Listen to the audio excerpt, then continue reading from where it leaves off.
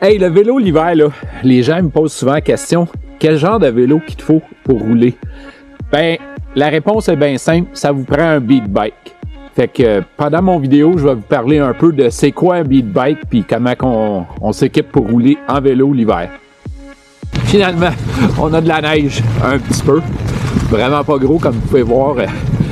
Je roule un petit peu sur le côté de la piste cyclable un matin parce que justement, il n'y a pas beaucoup de neige. Puis si je veux que vous m'entendiez mieux sur la vidéo, ben vous n'entendrez pas mes pneus à clous. Fait que ça m'amène à vous clarifier un peu ce que j'appelle un beat bike ou ce qu'on entend souvent, qui est un vélo qui est utilisé souvent l'hiver. Fait qu'un beat bike, c'est bien simple. C'est un vélo qu'on peut battre. Fait que beat en anglais, c'est pour battre. Fait que c'est un vélo qui est pas nécessairement un vélo neuf, même que je vous suggère d'aller fouiller. Soit chez vous, vous avez peut-être un vieux vélo. Moi, j'aime bien les vélos de montagne. Fait qu'un vieux vélo de montagne, puis vous l'équipez de bons pneus. Les pneus, pour moi, ce qui est pas mal important, c'est, comme vous l'entendez, des pneus à clous. Les pneus à clous, ça évite d'avoir des mauvaises surprises, ou en tout cas, ça réduit les chances, parce que c'est certain qu'on reste l'hiver, on est au Québec, on est au Canada, il y a de la neige, il y a de la glace, ça arrive fréquemment, pas comme ce matin. Et puis, je vous disais tantôt que j'aimais bien aussi prendre un vélo de montagne. Dans le fond, tout type de vélo, ça dépend un peu quel genre de vélo que vous voulez faire. Moi, je préfère un vélo de montagne parce que les pneus sont un petit peu plus larges qu'admettons un vélo hybride. Fait que ça garde une certaine stabilité. C'est un vieux vélo. Exemple, moi, là, c'est un Peugeot qui date des années 80. Un vieux Peugeot que mon père avait dans son cabanon. Mon père est amateur de vélo lui aussi. Puis que j'ai pris, puis j'ai équipé de bons pneus. Et puis, le vélo de montagne, pour moi, vu que notre piste cyclable est déneigée, ben j'ai pas besoin de la prochaine sorte de vélo que je vous parle, un fat bike. Un fat bike, lui, il va être utilisé surtout pour les gens qui aiment rouler dans des sentiers, mais des sentiers qui sont qui ont plus de neige. Dans notre région, je vais vous parler d'un parc national qui est le parc de la Yamaska. Fait que les sentiers du parc de la Yamaska sont tapés, mais vraiment avec une neige plus épaisse. Il y a le golfe des Cèdres ici à côté. Fait que n'importe où qui aurait plus épais de neige, ben là, le fat bike va être pratique parce que les pneus sont vraiment beaucoup plus larges. On parle de pneus là, qui ont 4 à 5 pouces. Quand on parle d'un pneu de vélo de montagne, ben ça frôle plus à l'entour du 2 pouces. Fait que c'est les deux grosses différences. C'est sûr qu'on peut aussi aller avec un vélo hybride qui aurait encore des pneus moins larges. Moins large qui est ton pneu, plus qu'il va fendre la neige. Fait que ça, c'est l'avantage, mais tu as moins de stabilité ou d'adhérence.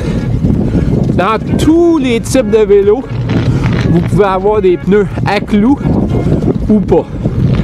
Fat bike, jamais essayé. J'ai comme l'impression que les pneus à clous sont pas vraiment nécessaires pour un fat bike quand on le roule sur des sentiers. Mais là, je parle sans aucune expérience.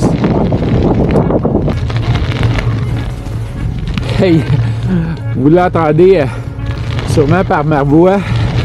Mon souffle est beaucoup plus court parce que rouler l'hiver, ben là, c'est certain que je roule aussi pas sur l'asphalte, mais habituellement, s'il y aurait une petite neige, ben on a une résistance additionnelle. Et puis, le fait que je roule avec des pneus de vélo de montagne et des clous, ben, la résistance est plus grande. Fait que ça me demande plus d'énergie. Comme le gaz d'une voiture, dans le fond, on le sait, nos voitures prennent plus de gaz l'hiver.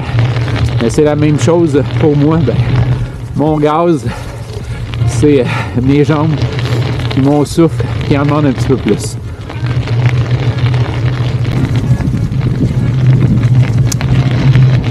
Si je reviens au choix du vélo, comme je vous disais, moi, je préfère le vélo de montagne. Ce que je vous conseille, c'est de vous assurer que la mécanique est bonne dessus.